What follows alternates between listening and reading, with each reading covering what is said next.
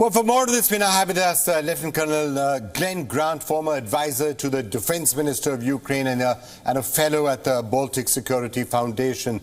Lieutenant Colonel Grant, thank you so much for being with us. Let me just begin by asking you, it's been 2 years since the Russia-Ukraine war broke out. How do you see it poised?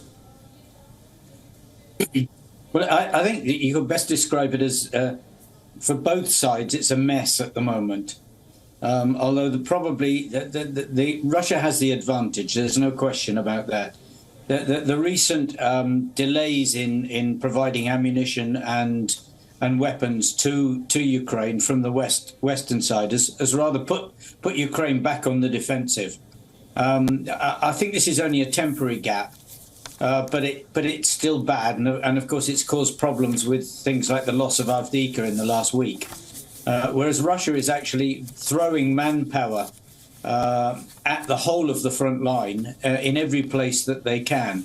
And this is causing Ukraine problems because they're outnumbered in every spot that they're fighting.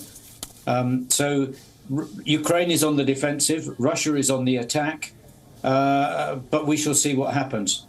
You know, it was being said that this entire war is starting to look a little bit like World War I, where it's a stalemate. Neither side seems to be able to get much of an advantage.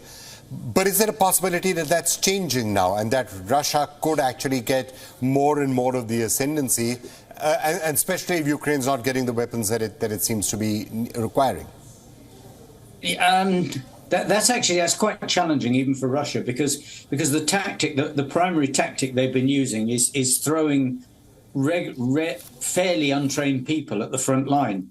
And of course, you know, it's all right just to break through and to take a town like Avdiivka by just overwhelming the front line.